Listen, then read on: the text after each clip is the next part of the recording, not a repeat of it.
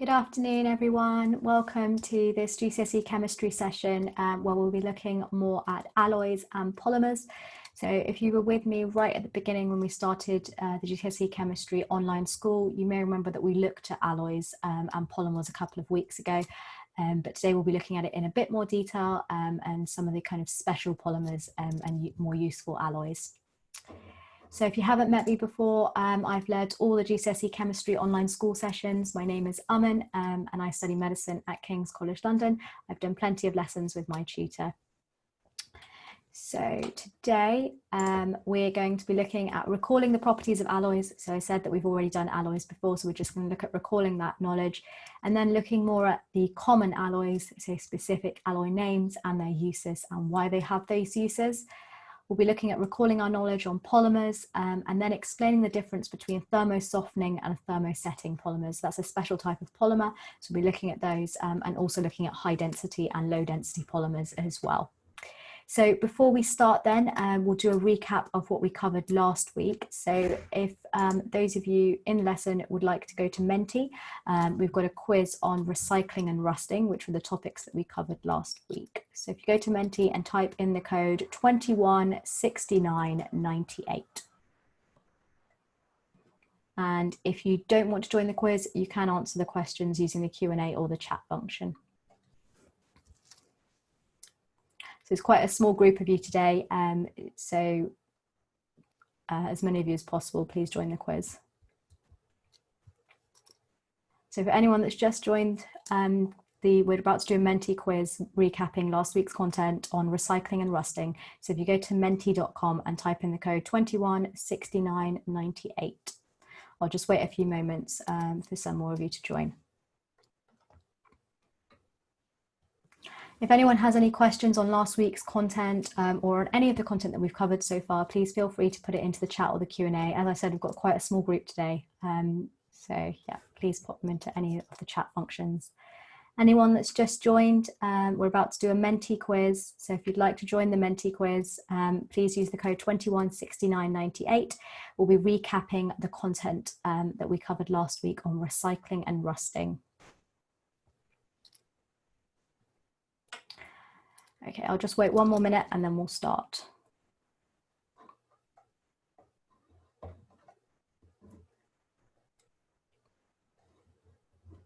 Okay, let's start the quiz then.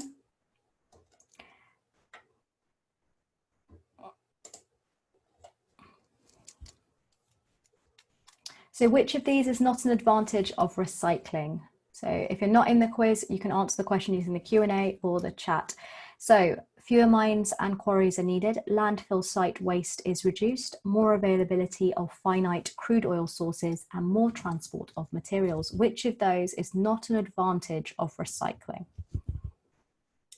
Great, so one of you got it correct. So essentially recycling means that we need more transport of materials. That's not an advantage because we're using fuel to transport when we use our lorries or big vans. Fewer mines and quarries is an advantage because quarrying and mining needs energy, as well as that it releases carbon dioxide into the atmosphere, which is a greenhouse gas. Great, let's go on to the next question. So which of these is the chemical name for rust? So I said last week that both the core and higher tier must know the chemical name for rust. So is it iron oxide, iron hydroxide, hydrated iron oxide, or hydrated iron hydroxide? Great, one of you got it correct. It's hydrated iron oxide. And so what makes it different from normal iron oxide is that you've got this water molecule bound to it. So the chemical formula for iron oxide is Fe2O3. But when you've got hydrated iron oxide, which makes rust, we have a water molecule H2O bound to that Fe2O3, and that is what makes it rust. Sorry, yeah. So hydrated iron oxide. Okay.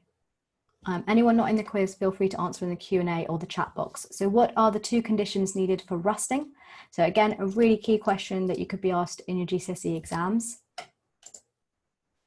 Someone's asking for the formula for rust. Hold that thought, I'll show you once we go back to the lesson space. Excellent, all three of you got that correct. It's water and oxygen. Great, so carbon dioxide does not cause rusting. Interestingly, salty water does cause rusting, but not with nitrogen. It's salty water and oxygen. You may remember from last week that I told you when we're in salty water, rusting tends to speed up. So the process of rusting will speed up. Water and ice, again, ice is just frozen water. So that's not going to cause rusting. You need water and oxygen. Excellent.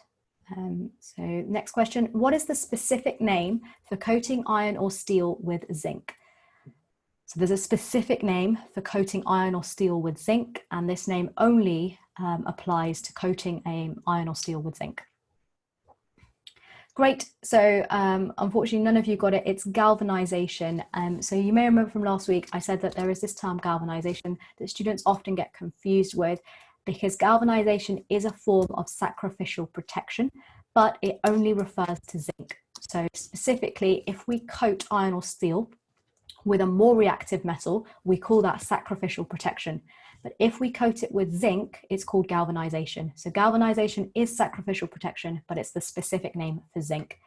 Zinc electroplating, so we tend to do electroplating if we are coating something with a less reactive metal. So this doesn't exist because iron or steel are both, they're both less reactive than zinc. So zinc isn't less reactive than iron or steel. So for example, if we coated iron or steel with silver, that would be electroplating. Silver is less reactive than iron or steel. And what happens is, because it's less reactive, when the water and oxygen approaches that silver, it doesn't react with it, and that effectively protects the iron or steel underneath, and we call that electroplating. Sacrificial protection, I've already said, that's when we coat iron or steel with a more reactive metal. So aluminium or zinc are both more reactive, and they will react with the oxygen and water to form an oxide, so zinc oxide or aluminium oxide, and that protects the iron or steel underneath. Zinc electrolysis, again, doesn't really exist. Electrolysis is how we do electroplating. So the correct answer was galvanization. Okay, so thank you everyone that took part in the quiz, and well done, Bran the Broken. Okay, any questions on the quiz before we move on to today's content? As I said, I've got quite a small group of you today, so please don't feel shy about sending me questions. I'm happy to answer them. Okay, someone asked me for the formula for iron hydroxide, hydrated iron oxide, sorry. So Fe2O3 is iron oxide. Then we put a dot there and H2O. That dot represents that the water is bound to the iron oxide. So that is hydrated iron oxide. And remember that it's always iron 3 that forms the iron oxide. So we can see that's iron 3 because iron 3, remember iron's a transition metal. So it can form a 2+ ion or a 3+ ion. The way I know it's a 3+ ion is because of this 3 here. So I think I've shown you guys before how to make a compound. So Fe2+ would mean that if we bound with O2-, it would just be FeO. So the 2's cancel out. But if we have Fe3+ and O2-, they swap. So I've shown you that before, where we have then Fe2, so that's taken this one, and O3. So that's how I know this is Fe3+. So that's the formula for hydrated iron oxide. Before we move on to today's content, is any questions on last week's rusting and recycling? If not, we'll look at alloys. So I'll just wait a moment for anyone that has any questions. Okay. So on the screen, I've got a diagram that I've drawn of a metal. So we can see the sea of delocalized outer electrons, and we can see the cations arranged in regular layers. Can someone tell me what's the difference between that and an alloy? So I'm going to draw an alloy. Can someone tell me the difference between that and an alloy? What would an alloy look like? So to anyone that's just joined, we're moving on to today's topic, which is alloys and polymers. So I'm just asking at the moment, what's the difference between a pure metal, which I've drawn on the screen, which is our layers of cations and the sea of delocalized electrons, and an alloy? Yeah, excellent. So this metal that I've drawn on the screen is only one type of metal. So it's a pure metal. It's only got one type of atom in there. Excellent. So what's the difference between an alloy then? Yeah, brilliant. So different sizes of the atoms. So alloys will have different sizes. And what's the consequence of having different sizes of atoms? So you can see the nice neat layers in our pure metal. What's the consequence of having different sized atoms in an alloy? Excellent. It's difficult to slide those layers over one another. So I'm going to draw an alloy now. So if we imagine we've got our pure metal on the left. So we've got some of those pure metal particles or atoms there. And then in the next layer, let's say we have a different metal in there. It doesn't even have to be a different metal. It can be a non-metal. So one of the alloys we're going to look at today is steel. Steel is formed from iron and carbon. Carbon is a non-metal, but again, it's a different size particle. So what tends to happen is you get these bigger atoms in there, and that will disrupt those layers. So if I just continue drawing, if we draw another big one there, and what you can see there is that these layers are all disrupted now, and that therefore means it's really difficult to slide over. Whereas here in this diagram, all these layers of cations can slide over one another nice and easily. And what's the property called where these atoms can slide over one another? What does that allow a metal to have? What do we call that property? Anyone remember? What's the property? For example, a metal being able to be drawn into wires is one of the properties it allows it to have. So what's the name of that? And then what's the name for a metal being able to be shaped into different shapes? What do we call that? Not hard. So there's two specific words. One means, great, someone's given me malleable.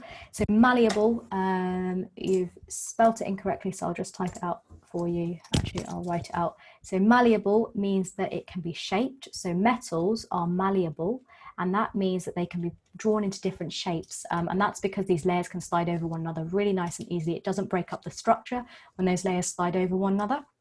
Whereas you can see our alloy over here, the atoms can't slide over one another because of that disruption in the shape. So these don't tend to be malleable, and instead these will be hard. So alloys tend to be a lot harder than pure metals because those layers can't slide over one another. They're stuck in the shape that they're in, and that makes them really hard. And what's the other word then? Drawn into wires. What do we call that? Anyone know? Not sonorous. So sonorous is to do with sound. So I want a word for being able to draw into wires. I'll give you a clue. It starts with a D. So it starts with a D.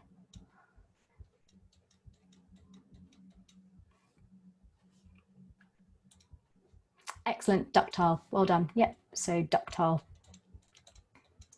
So malleable means that it can be, the metal can be made into different shapes. Ductile means that the metal can be drawn out into wires. And what allows both those properties is the ability for those atoms to slide over one another without disrupting the general lattice. So remember, we call this shape a lattice. So it's a metallic lattice, whereas an alloy doesn't really have a metallic lattice. It tends to be more of a fixed shape where the atoms cannot slide over one another. Okay, great. So that's the difference between a pure metal and an alloy. So the next thing we're going to look at then are some different types of alloys. And if you want more information on alloys, if you go back a couple of weeks where we looked at metals in more detail, we definitely covered alloys there. So it'll be on YouTube. So different types of alloys. So I've created this table of some of the most common alloys and why they have their uses. So we'll go through those. Two alloys that hopefully you've heard of are bronze and brass. And what you need to know is that the main metal in bronze and brass is copper.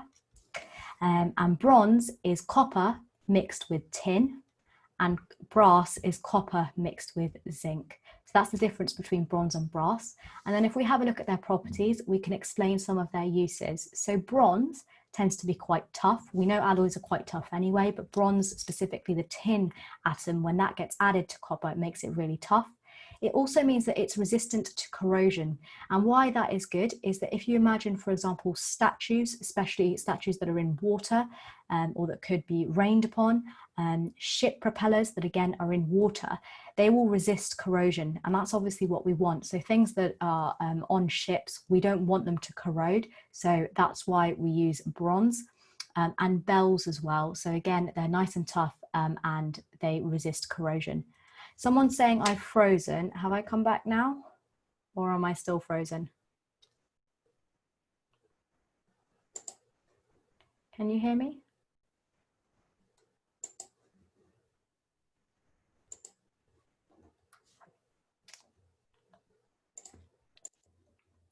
Am I still frozen? Okay, great. So people are saying they can hear me. Can everyone hear me? I'll just wait for a couple more responses. Yeah, okay, great. So, sorry, I don't know why I froze there. I shouldn't have frozen.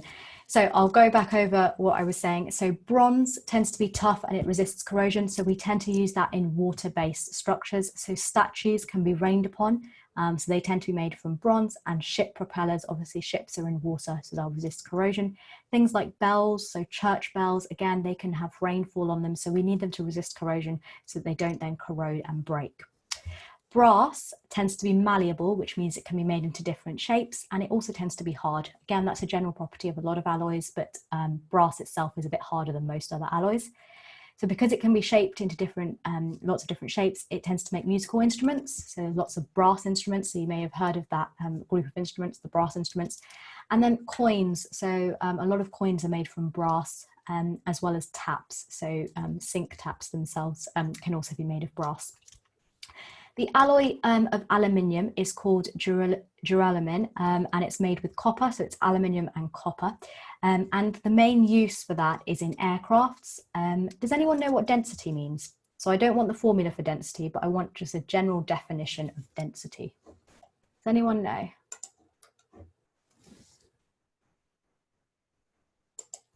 A general definition of density.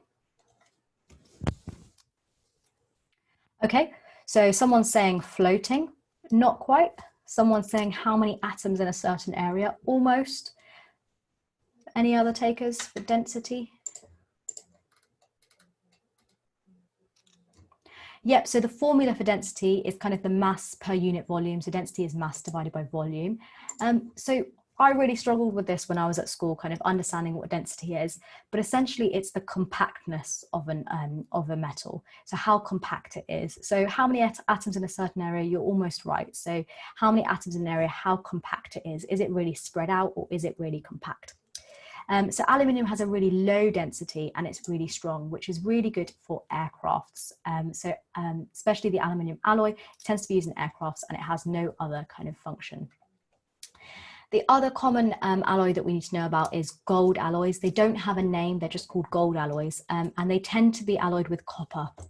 So you probably know that gold is used in jewelry, and if it's mixed with copper, we get different colors. So you may have heard of things like rose gold.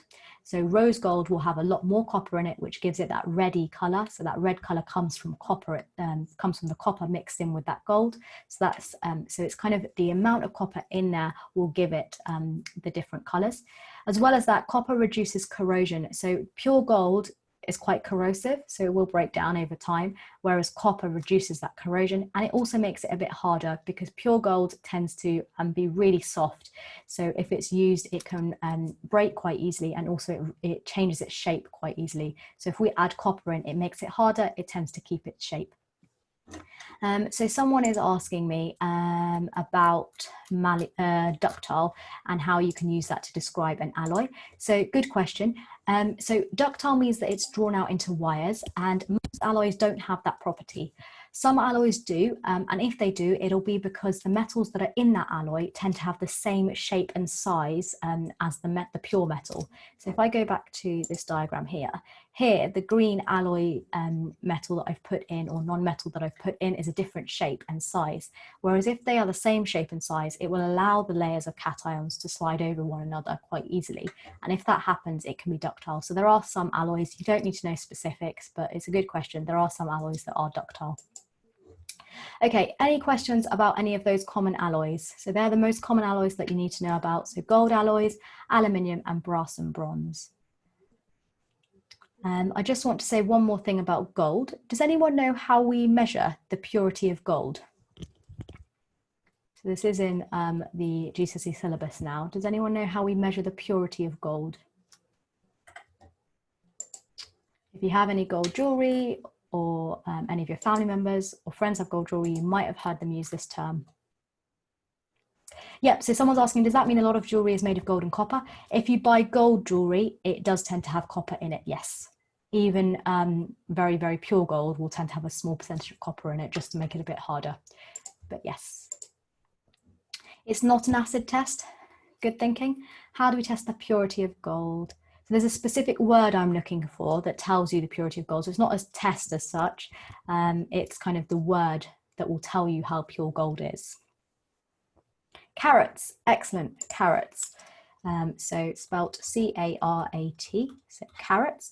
And essentially 24 karat gold is the most pure gold. And so what we say is that that has 100% gold in it. It's close to 100%, there still tends to be trace amounts of copper, but we say that that's 100% gold. So if I had 18 karat gold, how much gold has that got in it? Oh, 18 karat gold, how much gold has that got in it? So 24 karat gold is 100% gold. How much gold does 18 carats have in it? So what's the percentage of gold in there?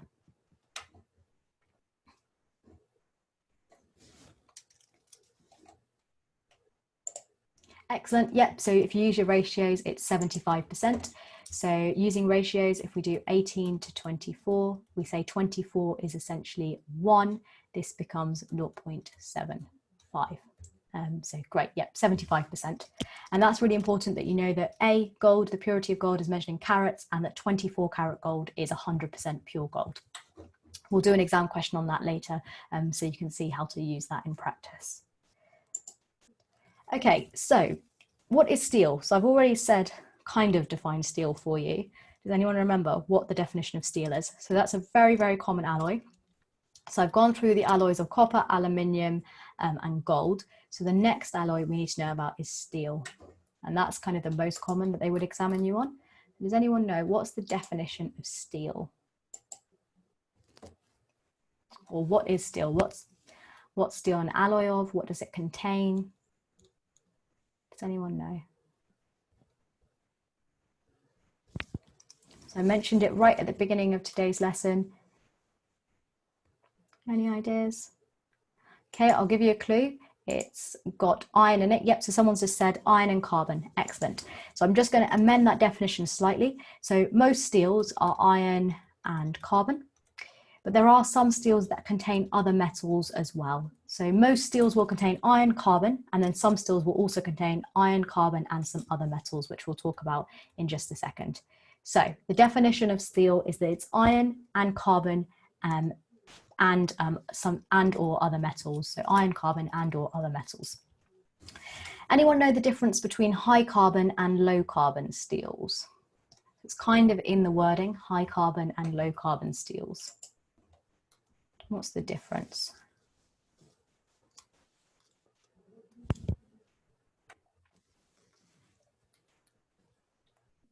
So iron's the main metal in steel, and we add carbon that makes it the alloy. So what's the difference between high carbon and low carbon steel? Again, it's pretty much in the wording.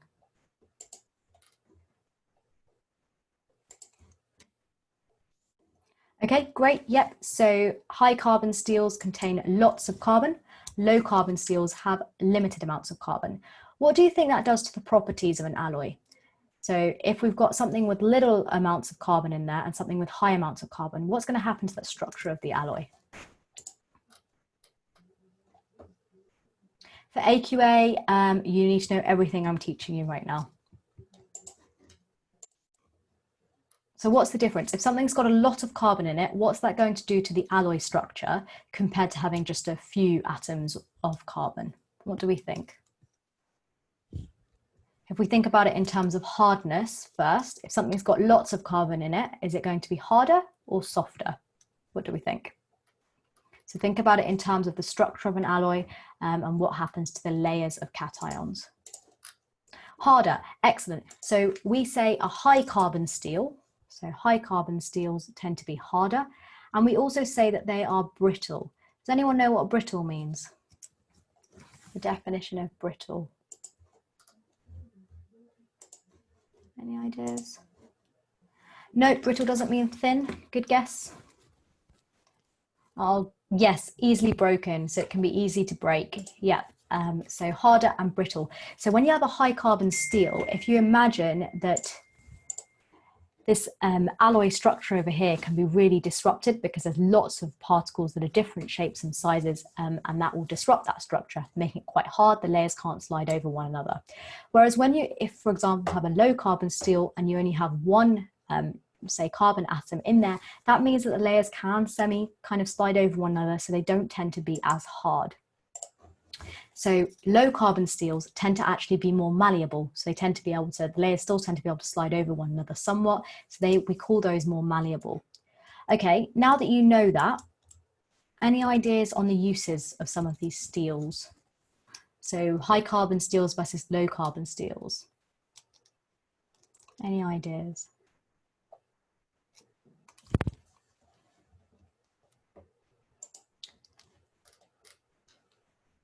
And some of the uses of steels. So something where we might need something to be harder and something where we might need it to be able to be shaped. It's a difficult question, so don't worry if you don't know the answer to it. Okay, so harder and high carbon steels, they tend to be used in construction work. So construction work tends to need quite high carbon steels. They tend to be harder, although they're brittle because they're so tough and strong, it makes them good for construction work. Whereas things like drill bits and power tools tend to need low carbon steels where they can be made into different shapes. So construction work, high carbon steels, low carbon steels tends to be things like drills and power tools. Someone is asking me, why carbon matter in the steel? Do you mind rephrasing that question? I'm not sure what you're asking me there. Okay, so the other thing we need to know about steels then is something called alloy steels. So remember I said the definition of steel is in iron and carbon and or other metals. So most steels, or steel by definition, is iron and carbon, but some steels can also have other metals in them. And we call those alloy steels. So that means iron, carbon, plus some other metals. And there are some alloy steels that you need to know about. So first of all, these alloy steels tend to be more expensive because iron is quite a cheap metal and so is carbon. It's a non-metal. So steel itself is quite cheap. But if we add in another metal, that can make it expensive. And they have to be added in certain proportions as well. So the procedure for making those alloy steels can also be expensive. Okay, great. So what is the job for carbon in steel? So good question. So iron itself is quite soft. So most metals, when they're quite pure, are soft. So if we add in a metal or a non-metal, it makes it harder. And the reason we add in carbon is because it's really cheap. So if we add iron to carbon, it's really cheap and it's called steel. And the other thing is that iron is magnetic. So that's a good property for it. But the main thing is that it's cheap. And it can be used, it's non-corrosive, so it can be used to in a lot of different uses and a lot of different materials. Someone's asking me, are the lessons going to be moved to 3 to 4? Okay, good question. So I think we are thinking of moving the lessons a bit later. There's a discussion going on after today's webinar to see what happens to that. If you want, you can always email MyTutor and ask them that. But yes, I think they are thinking of moving them a bit later. But good question. Okay, so alloy steels then. There are 3 we need to know about, and the most important one is this one here. But we'll start over here. So nickel steel, so that's nickel, iron and carbon. So it's called nickel steel. It's not very stretchable. And so that means it can be used in bicycle chains and armor plating. So if you know, bicycle chains are quite tough, so they're not very stretchy as such. But it is still malleable in the sense that they can be shaped into different shapes. So that's nickel steel. Tungsten steel has a very high melting point, and so that's good for use in high-speed tools. So if you imagine drills, when we're using them, they get really hot. And so if they didn't have a high melting point, they would essentially melt.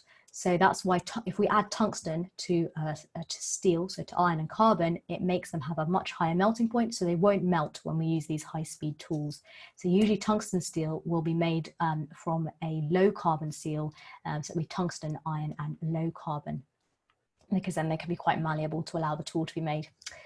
And then the final one, which I'm sure all of you have heard of, is stainless steel. So stainless steel is actually made of chromium, nickel, iron and carbon. So steel by definition is iron and carbon, but we add in chromium and nickel. And what that does is it makes it resistant to corrosion. So that chromium makes it resistant to corrosion. The nickel makes it stronger and harder. And so that's why stainless steel tends to be used for cutlery. So that they don't, if you, for example, wash your cutlery or put them in a dishwasher, they won't corrode, and also in reaction vessels to again stop them from corroding.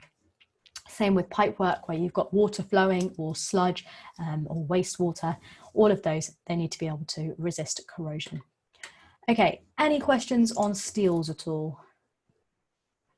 So someone's saying, so steel can add into the alloy. So essentially steel is an alloy of iron. So it's iron and carbon. So steel by definition is iron or carbon, but we can add in different metals to call it an alloy steel.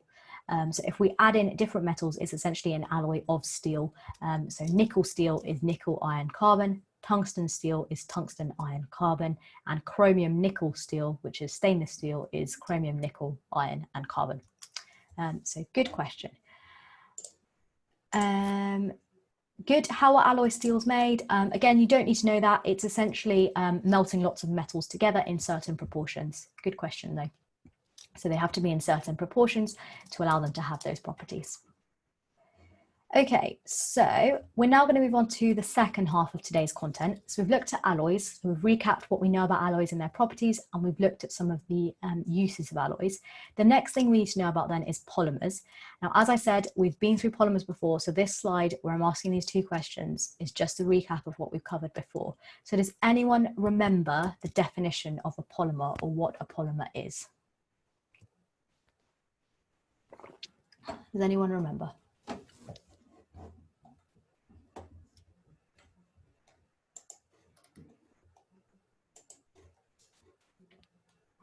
So we definitely went over this a couple of weeks ago, and we looked at how we make different polymers. So I'll give you a clue. Polyethylene is the name of one of the most common polymers.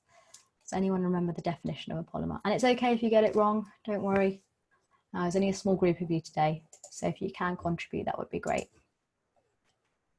Okay, someone's given me a really good answer. So they've said a substance which has a molecular structure built up or completely from a large number of similar units bonded together. Good, yeah, so the general definition is that they have a high relative formula mass, so high relative formula mass, and they're made up of repeating units. So for example, polyethylene is made up of ethene, basically bound together, so made up of repeating units, and it's those repeating units that give it that high relative formula mass.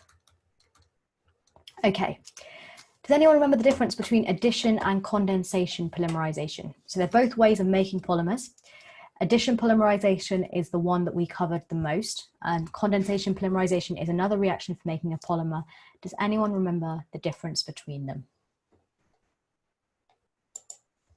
So again, you need to know about this in all three exam boards, AQA, Edexcel, and OCR, and they condensation polymerization is a higher topic, whereas addition polymerization is a core topic. So does anyone remember the difference between them or the definitions of either of them?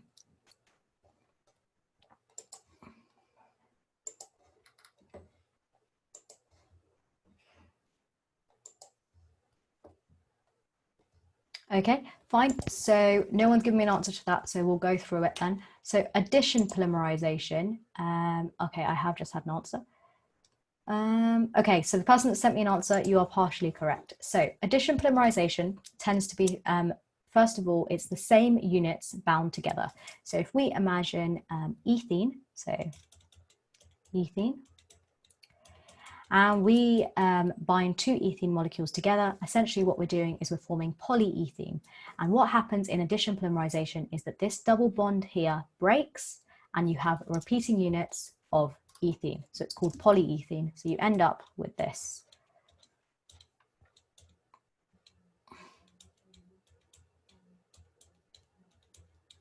We'll put an N there. So that's the repeating unit of polyethene. So this is repeated lots and lots of times, and that makes it polyethene. All that's happened in addition polymerization is that the double covalent bond has broken, and this N means that there's a number of those repeated. In condensation polymerization, the key difference is you have two different monomers. So we call this a monomer, which means the single repeating unit, whereas a polymer is all of the repeated units. So condensation polymerization tends to be between two different monomers. Someone's saying, is it to do with condensation? Not quite. The reason it's called condensation polymerization is that it tends to be that a water molecule is released. So what the common condensation polymerization reaction that you tend to need to know about is the reaction between an alcohol and a carboxylic acid. And when you react an alcohol with a carboxylic acid, you form an ester. And when that ester is formed, you release a water molecule. So I've not got time to go over that in lots of detail today, but if you do feel confused about it and you don't understand it, if you go back to our YouTube videos, we definitely cover condensation polymerization in lots of detail, but the main example you need to know about is reacting an alcohol with a carboxylic acid. So I'll just show you that simply. So a carboxylic acid group is COOH, so that's the acid group that makes it a carboxylic acid. An alcohol has an OH group. When these bind together, so a molecule of carboxylic acid and a molecule of alcohol bind together, you form an ester. And what happens is you get this COO bond, which is an ester. And so what's released is HHO, which is H2O. So when you bind a carboxylic acid with an alcohol, lots and lots of them, you form a polyester. So where you have this COO group essentially repeated. So the condensation comes from releasing the water molecule. Good question. Okay, so someone has sent a video to all of you about addition polymerization, which you can watch. I also think we watched a video in the online school webinar, so if you go back to that, you can see it there as well. So that was just a recap on polymers.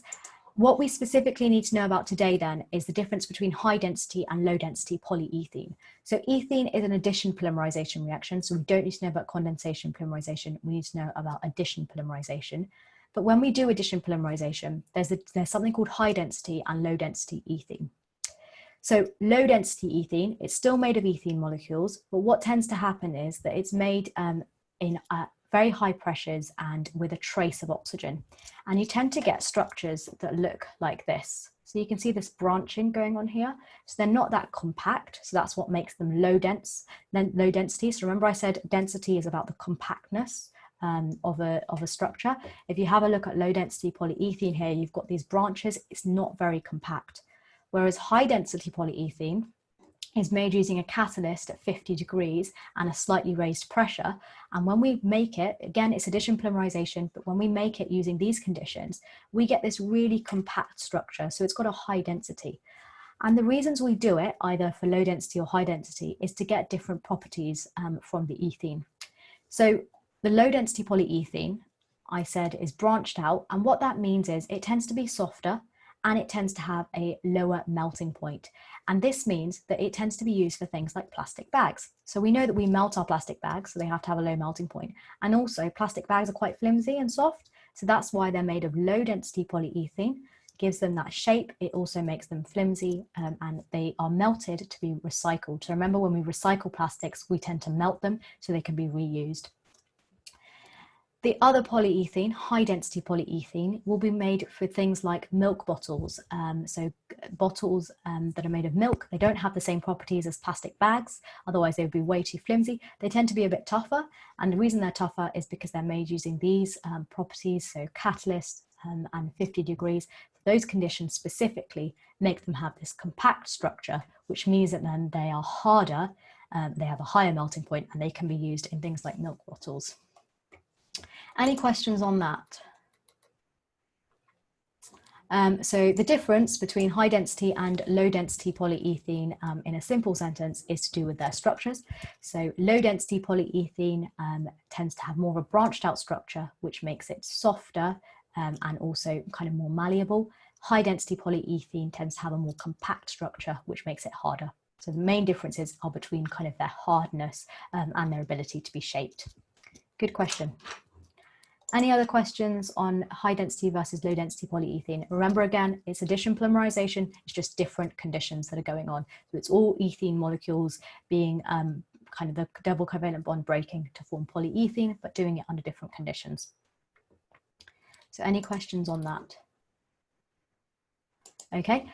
So the final bit of content today then is looking at thermosoftening versus thermosetting polymers. And I like this topic because I think it's quite simple to understand if you think about it in one way only. So I'll talk about it in just a second.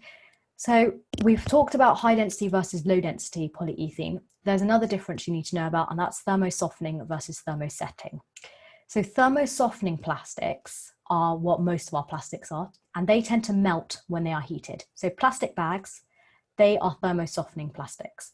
And the reason they melt when they are heated is because there are no covalent bonds between polymer molecules. So if you look at this structure here, these lines represent polymers. So remember, you don't just have one polymer in a plastic. There's lots of different polymers in there, the same polymer, but bound together. The bonding between these lines of polymers are intermolecular forces. Remember, polymers are all molecules because they're made of carbon and hydrogen, so non-metals, so they're molecules, so intermolecular forces between these polymer strands. There are no covalent bonds there. So hopefully you remember from when we looked at kind of structures and bonding, you'll know that intermolecular forces are really weak. So thermosoftening plastics don't have covalent bonds. They only have these weak intermolecular forces, and that means they can melt when we heat them. Whereas thermosetting plastics do not melt when heated. So they tend to char and burn, and they are much more resistant to higher temperatures. And the reason for that is they've got these cross-links or covalent bonds. So they're called cross-links, but they are covalent bonds. So these red lines are cross-links. And they are covalent bonds essentially between the polymer chains or strands, and that makes it a lot stronger. So you remember covalent bonds are quite strong, and if we have to apply a lot of heat to be able to break them. So thermosetting, lots of covalent bonds, stronger. Thermosoftening, intermolecular forces, weaker. Any questions on that?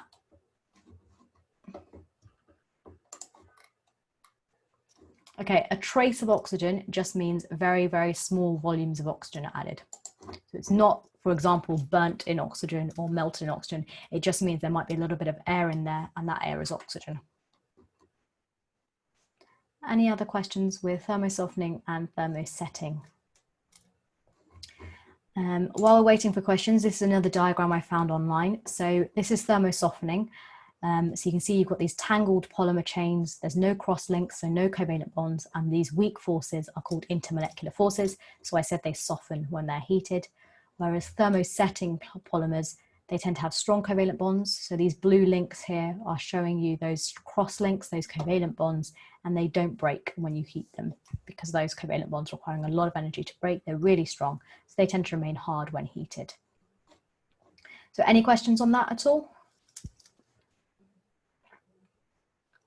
If not, we will do some exam questions. Oops. Oh, actually, while I'm here, so you may remember us talking about this last week, but there are small group tutorials going on. They're very similar to the online school, but it's just a small group of no more than 8 people in there, 6 students in there. They are weekly 1-hour-long sessions. Currently, we're running GCSE Physics, Intro to A-level Physics, and there are a lot of other A-level topics there and some other GCSE topics that aren't currently run on the online school. So if you're interested in that, you can go to this link over here, so www.mytutor.co.uk//groups, and that should take you to it. And also keep an eye on your email, so it should be on your emails as well. Okay. So I talked about this question, we were talking about gold. So gold is used to make some jewelry. Why is gold used to make jewelry? What do we think? Why is gold used to make some jewelry? This is an Edexcel exam question. It's very similar to an AQA one as well. So why is gold used to make jewelry? Any ideas? Yep, I do private tutoring. You can find me on the MyTutor website. The easiest way to find me at the moment would be to look for GCSE Chemistry tutor. If you want, I can send you my link. Let me know if you want it. So why is gold used to make jewelry? Anyone know?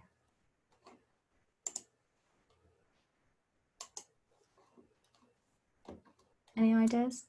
So people that wear jewelry, what happens if we add water to jewelry? If it's not made of gold or sterling silver, for example, what tends to happen? What's one of the properties of gold that allows it? Yeah, excellent. So gold resists corrosion. So gold does not corrode. That's why people that wear gold and sterling silver jewelry it doesn't corrode when it gets added to water. So you can wear things like necklaces in the shower or bath. You can wear rings on your hands when you're washing your hands, and they will not corrode. They won't leave a rust mark, for example. Good. So they do not corrode. Anything else? What else is gold used for jewelry? Yep, it's hard. So gold is quite soft, but when we alloy it to make jewelry, it tends to be hard. So yep, the other thing is it's quite malleable, so it can be made into different shapes.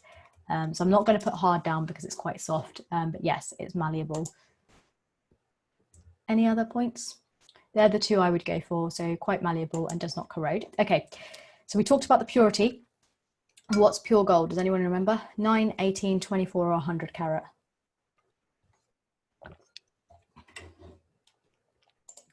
Yep, good, 24. Okay, so this is a really common question here, this one. So gold can be alloyed with other metals to produce alloys that have a higher strength than pure gold. Explain why gold alloys are stronger than gold.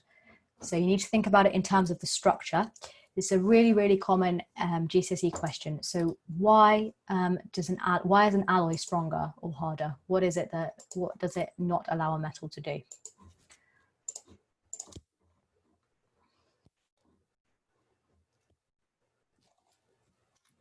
So gold alloys are stronger than pure gold because, okay, on the right lines, the person that sent me an answer. Okay, someone said it's harder for atoms to slide over each other. Good. So remember to talk about the cations. So it's the cations in metals, and you've got your C of delocalized electrons. So gold alloys are stronger than pure gold because the alloy disrupts the metallic lattice so that the cations cannot slide over one another, and therefore the alloy is stronger.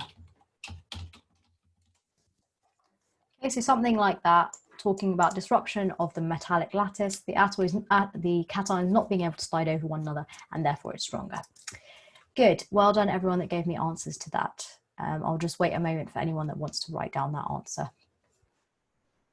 In the meantime, does anyone have any questions on alloys or polymers for today? I know someone's asked for my tutoring link. I will send it to you at the end of the session. Okay, let's go on to the next question.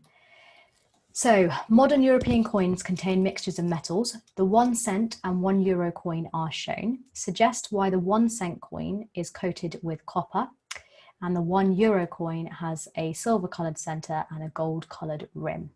So suggest why the 1 cent coin is coated with copper. So here's the 1 cent coin. It's made of steel. It's coated with copper. Why do we coat it with copper? Metallic lattice is just a way to describe the structure. So a lattice just means a regular arrangement, so kind of a crisscross. So if you imagine a pie covering, so something like an apple pie, like a traditional apple pie, they tend to have kind of this crisscross on top. That's called a lattice. And normal metals will have that regular arrangement of cations in layers. So we call that a metallic lattice. That metallic lattice structure gets disrupted when you have an alloy. Good question. Good, yes, copper doesn't corrode. So specifically, if you remember, steel and iron rust. So when we add copper to our 1 cent coin, it stops it from rusting. So really good. So it just stops rust from forming or stops corrosion. Or less corrosion. Stops corrosion, less corrosion, anything like that. Okay, the €1 coin has a silver colored center and a gold colored rim. Compare the compositions of the two parts of the coin to suggest which metal causes the alloy to become gold colored. So we've got silver in the center, made of an alloy of copper and nickel, and then on the outside it's copper, zinc, and nickel. So what's making it go that gold color? It's silver in the center when it has copper and nickel, and on the outside it's got copper, nickel, and zinc. So what's making it go that gold color? Which metal? Does anyone remember? Oh, sorry, does anyone understand what's going on there? Zinc, excellent. So copper and nickel in the center make a silver color. When we add zinc to that, it makes it go gold. Good. Yep, so it's not the copper. So the copper's in the center. So if you see, you've got copper and nickel here in the center, and that makes it silver colored. But on the outside, we've got copper and nickel that were already there, but we've also got this zinc, and that zinc makes it go gold. Good, okay. All All right, so again, we're not going to answer this question, but it's just to show you it's a really common question where they ask you why alloying increases the strength of the pure metal. So it's just like that gold question we did. And you can actually see here in this diagram that those regular layers are quite disrupted, so they can't slide over one another. So I just wanted to show you that diagram there. Okay, so a question about polymers then. So nitinol can return to its original shape after being deformed. And dental braces tend to be made from nitinol wires. So I'm sure a lot of you have used braces or have had braces. I know I did when I was younger. So nitinol is a mixture of metals. Nitinol is a shape memory what? So it's a mixture of metals and it changes shape. It's got lots of metals in it. So what would we call that? Yep, an alloy. Excellent. So it's just called a shape memory alloy. Yep. Good. So the way we know that is because it's made of different metals. So only an alloy can be made of different metals. So polymers tend to be made of either one repeating unit or two if they're made using condensation, and it's not a catalyst because a catalyst speeds up the rate of reaction. Good. Okay. Again, I'm showing you again that this question keeps popping up. So the mixture of metals is harder than the pure metal. Use figure 1 to explain why. So very similar to the gold question we had. It's about the layers not being able to slide over one another. Okay, gold and stainless steel are used for dental braces. Suggest 2 factors to consider when choosing which metal to use for dental braces. So if you've had braces, have a think about what metals or what we need to consider when we're putting in braces. History lessons. So I know on the online school currently, we're running the 5 main core topics. So maths, English, and the 3 sciences. I think there still are small group sessions on history, but no online school sessions. Good. Okay. So someone said you want to consider the price. Yep. So we don't want to use really expensive metals for braces because lots of students use them. Anything else that it shouldn't corrode. So braces are in our mouth. And if you study biology, you'll know that in our mouth we have saliva. And so saliva can corrode lots of metals. So we want metals that won't corrode or react with the saliva in our mouth. Good. Anything else? So we've had price, we've had corrosion. Anything else that should be considered when we're thinking about our braces?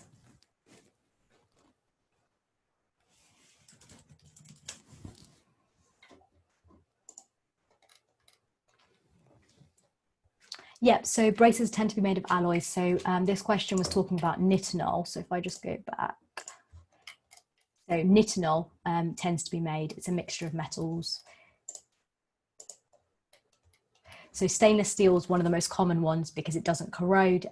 It's quite cheap as well. So remember, stainless steel is chromium, nickel, iron, and carbon. And it can add gold in. Obviously, gold's quite expensive. So good. Anything else then? Softness, yep. So we want braces to be quite hard. But the other thing is, if you remember, you tend to have a metal wire that goes through the braces. So that metal wire needs to be quite ductile, so it can be drawn into wires. Good. Okay. So classic question, this is the most common question that you get with regards to thermosetting and thermosoftening polymers. A thermosetting polymer is used to hold dental braces on the teeth. How can you tell that the polymer is thermosetting? So how can we tell from the diagram that that polymer is thermosetting?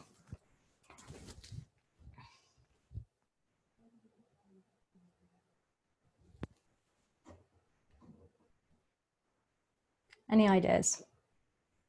What's on the diagram?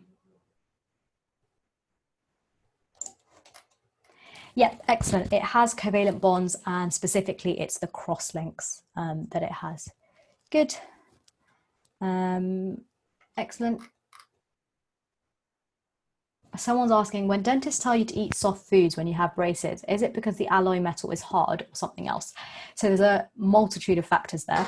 First of all, when you have braces, it tends to be that they tell you to eat soft foods straight after having them tightened. So I don't know how many of you have had braces, but there's essentially a wire that goes through these metal caging that's applied to your teeth. And when they tighten them, they tend to put a lot of pressure on the teeth because the metal's being tightened, so your teeth are moving closer together. So if you eat softer foods, it puts less pressure on your teeth and it makes it less painful. So that's one of the main reasons you have to eat softer food as soon as your braces have been tightened. The second thing is, I know they forbid things like eating apples. So if you bite into an apple with braces, you can actually pull the braces off your teeth. So the brace cages are glued onto your teeth. And that glue is quite strong, but if you eat something quite hard, it can essentially pull the brace off your teeth. So it's not because of the alloy metal, it's essentially they just don't want to break your braces. So if you eat quite hard food, you can break them. And essentially it's not that the metal breaks, it's that the brace actually comes off your teeth or the wire can snap. So that happened to me quite a few times when the wire snapped. That's quite a common problem, especially when the wires are really thin. So when you first start out having braces. Good question.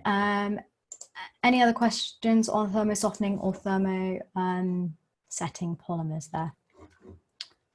Okay, last question then. So gold is often alloyed with other metals when it is used to make jewellery. The proportion of gold in a piece of jewellery is measured in carats, which we've talked about already. Pure gold is 24 carats. So using that pure gold is 24 carats, that means it has 100% gold in it.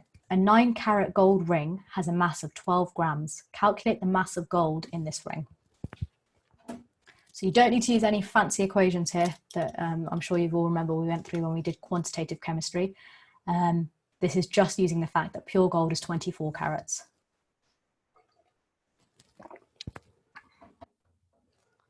Have a go at it. For the person asking for my tutor link, I'm just about to send it to you.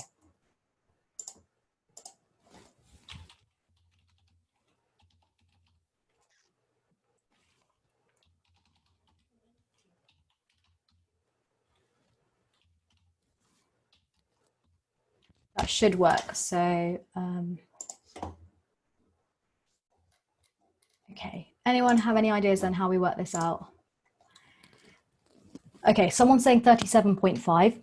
All right, the mass of the ring is 12 grams. So how can it be more than 12 grams if the mass of the ring is 12? So the way to work this out is that if we know 24 carats is 100%, 9 carats is not. So we need to work out the percentage of gold first of all. So we do 9 divided by 24, which is going to give you 37.5%. So the person that sent me 37.5, you were halfway there. So 37.5% is how much gold is in a 9-carat ring. And then you need to work out 37.5% of 12 grams. So you do 0.375 times 12. And if you do that, you should get an answer of 4.5 grams. So that's how much gold is in that ring. So just a repeat of what we did. Pure gold is 24 carats. So if you have, for example, a 12-gram ring that is 24 carats, it has 12 grams of gold in it. We've got a 9-carat gold ring. That means it's got 9 divided by 24, which is 37.5% gold. The other percent, so would be either copper or some other metal, so it's an alloy. And then you need to work out 37.5% of 12. So that's 12 times 0.375, which gives you 4.5 grams. So there's 4.5 grams of gold in a 12-gram ring that is 9 carats. Any questions on that before we finish? Well done to everyone that tried that question. Okay, brilliant. So thank you everyone for contributing today. I hope you enjoyed the lesson. That's the learning objectives again. I think we covered them all. I hope you agree. I have sent my tutoring link to anyone that wants it. You can send me a message on the MyTutor website if you're looking for GCSE Chemistry tutoring. I hope to see you all next week. We'll be carrying on. This is actually our final topic on GCSE Chemistry. So if you're following the AQA exam board, which is what we're kind of following, I do cover all the exam boards, but if you're following the AQA exam board, we are on the chapter 15, I think it is, which is the last chapter. Okay, have a lovely week, everyone. I will see you next week. Take care. Bye.